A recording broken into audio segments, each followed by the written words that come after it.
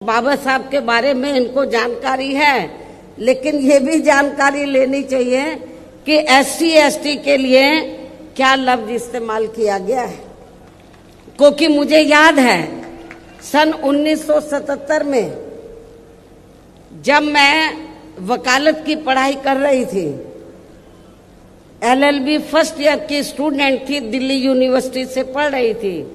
1977 में जनता पार्टी की सरकार बनी और इन्होंने वोट क्या कह के लिया था कि हम स्वर्गीय श्री बाबू जगजीवन राम जी को देश का प्रधानमंत्री बनाएंगे, जिसको कांग्रेस ने नहीं बनाया। कांग्रेस ने भी नहीं बनाया जिनको, और जनता पार्टी ने भी नहीं बनाया 77 में। तो दलित वर्ग के लोग, अनुसूचित जाति जनजाति वर्ग के लोग पूरे देश में बहुत नाराज थे, खफा थे।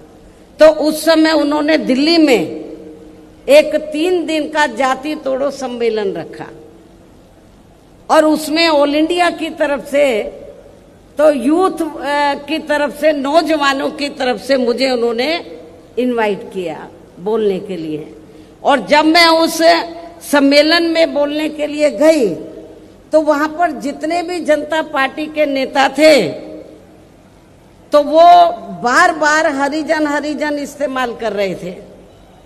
तो मैंने उनको कहा कि एक तरफ तो आप जाति तोड़ने की बात कर रहे हैं और दूसरी तरफ आप हरिजन कह रहे हैं। यदि हम इसको पॉजिटिव सेंस में लें तो हम तो हरि का मतलब ईश्वर, हम तो ईश्वर की औलाद होगी, तो बाकी लोग क्या शैतान की औलाद है?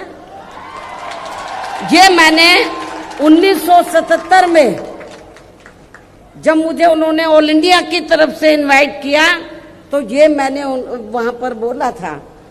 तो उधर ही जो जनता पार्टी के जो नेतागण लोग थे उन्होंने माफी मांगी और कहा कि, मैंने बोला कि आपको सरकार संविधान से चलती है और संविधान के हिसाब से आप लोगों को जो वीकर सेक्शन के लोग हैं तो उनको अनुसूचित जाति जनजाति और अन्य पिछड़ा वर्ग बोलना चाहिए, तो ये ज्यादा बेहतर होगा।